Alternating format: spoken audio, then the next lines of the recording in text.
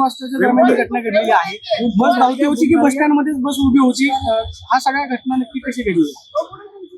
Actually ही जी मुलगी आहे ही पुण्यामध्ये कामाला आहे ती, आणि ती इथून फलटणला तिच्या गावी चाललेली होती. सकाळी 5:30 पावणे 6च्या दरम्यानची ही गोष्ट आहे. ती स्वारगेट बस स्टँड मध्ये बस साठी थांबलेली होती.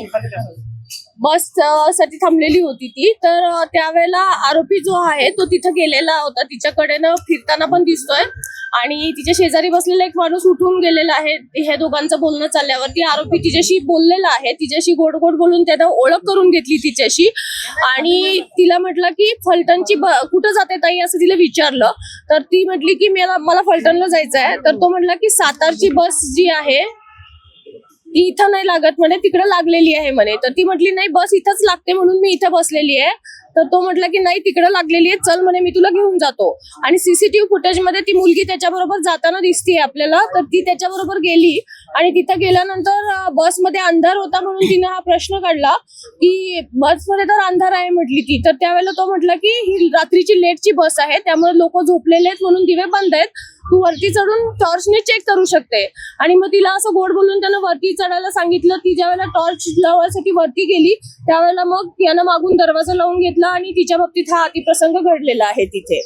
त्याच्यानंतर तो आरोपी उतरून गेला. ही मुलगी बसमधनं उतरली, आणि आपल्या बसने म्हणजे कुठंही तिथं दुसऱ्या बसचा एक ड्रायव्हर तिथं दिसत आहे वगैरे, पण ती उतरून दुसऱ्या बसने आपल्या गावी चाललेली होती. आणि जात असताना मग तिनं मित्राशी बोलली, आणि मित्रांना सांगितल्यानंतर ती पोलीस स्टेशनला इथं कंप्लेंट देण्यासाठी आली.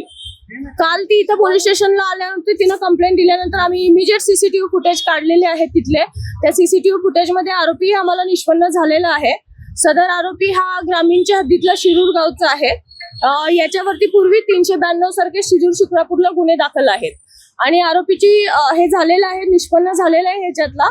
या आरोपीला शोधायला कालपासून जवळपास आमच्या 8 टीम काम करत आहेत. क्राईमचे टीम आहेत, झोनचे टीम आहेत, आणि जवळपासच्या भागामध्ये सगळीकडे त्याचा शोध घेतला जातोय. डॉग स्क्वॉड पण रात्री नेलेला होता. तिथल्या शेतांमध्ये वगैरे कुठं लपून बसला असेल तर त्या दृष्टीने आमचा सर्च सगळा कालपासूनच चालू आहे. या संदर्भात बस ज्या सांगोला डेपोची त्याचे चालक वाहक कुठे होते? बस लॉक केलेली नव्हती का?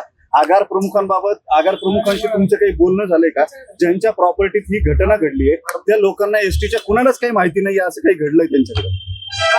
नाही, असं माहित नसायचा प्रश्न नाहीये तिथं, परंतु आमच्याकडे कंप्लेंट आल्यानंतर आम्ही त्याच्यावरती कारवाई चालू केलेली आहे. तिथं रात्री सुरक्षा रक्षक नसतात का? पॉइंट आहे आपला पोलिसांचा. त्या सीसीटीव्हीचे आउटपुट आपल्या स्वारगेट पोलीस ठाण्यामध्ये बरोबर मध्ये बस पार्क केलेली ती स्वारगेट एसटी स्टँडच्या. अशा बसमध्ये रेप होतो, बलात्कार होतो एका 26 वर्षाच्या मुलीवरती, आणि त्या आजूबाजूला कुणालाच कळत नाही. तुम्हाला वाटत नाही का की सिस्टीम मधले काही लॅप्सेस ज्याचे हे परिणाम आहेत? नेमका दोष कुणाचा आहे, चूक कुणाची आहे? एसटी आगारात बस लावून ती लॉक न करणाऱ्या चालक वाहकाची ती बस लॉक होऊ शकत नाही म्हणून एसटी प्रशासनाची, की तिथं सीसीटीव्ही जे आहेत त्याचं मॉनिटरिंग नीट झालं नाही म्हणून पोलिसांचं ऍक्च्युली पेट्रोलिंग चालू असतं, पण प्रत्येक बसला जाऊन पोलीस चेक करू शकत नाही बसमध्ये काय होतंय. ही बस आतमध्ये होती, त्यामुळे सेक्युरिटीचा प्रश्न तिथल्याही येतो. डेपोमध्ये सेक्युरिटीचं काय आहे त्याच्याबद्दल.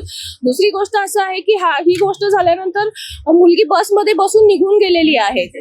तर तिनं थोडा जर आरडाओरडा तिथं केला असता तर इमिजिएट लोकांनी बऱ्यापैकी मदत केली असती. सीसीटीव्ही फुटेजमध्ये आपल्याला दिसतंय तो आरोपी खाली उतरतोय, त्याच्या 2 मिनिटात मुलगी लगेच खाली उतरते, पण असा कुठला प्रकार तिथं झालेला आढळून आलेला नाहीये.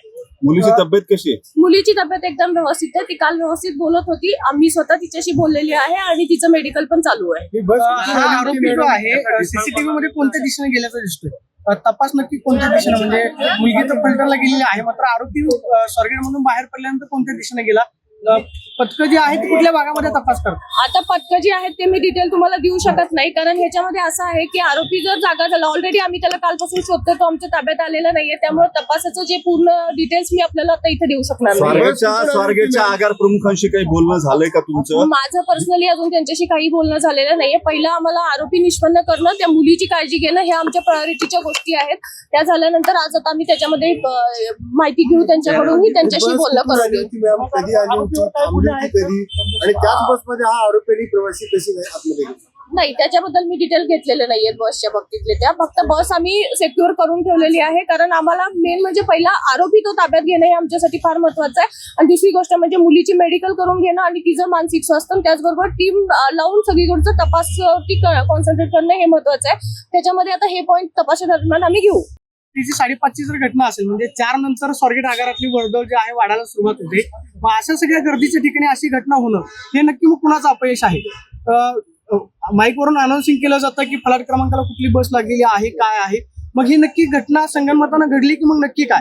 सीसीटीव्ही फुटेज आता प्रश्न त्याच्यावरती मी जास्त बोलणार नाही, पण सीसीटीव्ही फुटेज मध्ये लोक भरपूर दिसत आहेत. तिथं स्टँड मध्ये लोक आहेत. ती मुलगी बसमधनं त्या उतरली त्यावेळेला शेजारच्या बसमधले ड्रायव्हर ही चढताना दिसत आहेत. लोकांचा वावर हा तिथे दिसतो. इव्हन तो माणूस आरोपी तिच्याशी बोलत होता, ते दोघं बोलत होते त्या टाइमला तिथे एक व्यक्ती बसलेली होती आणि मुलगी त्याच्या बरोबर गेलेली. तिथेही आजूबाजूला लोक दिसत आहेत. ओव्हरऑल सगळीकडे तिथं लोकांचा वावर होता हे दिसत आहे सीसीटीव्ही ती फुटेज. घटना घडल्यानंतर आरोपी जेव्हा बाहेर आला तेव्हा मुलगी आल्यावर तिथं शांततेत बाहेर पडली, कुणाला काहीच सांगितलेलं नाही.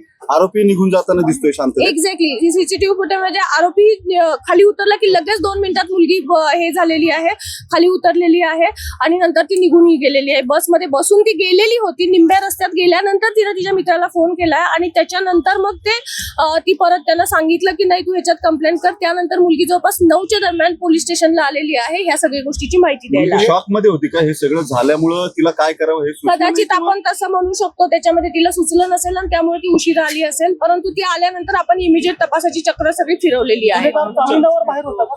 गुन्हेगार बऱ्याच गुन्ह्यांमध्ये आहे. त्याचा म्हणजे 392 सारखे गुन्हे आहेत त्याच्यावरती. शिक्रापूर शिरूर ह्या भागामधले त्याच्यावरती गुन्हे आहेत. एसटी विभागातल्या अधिकाऱ्यांच्या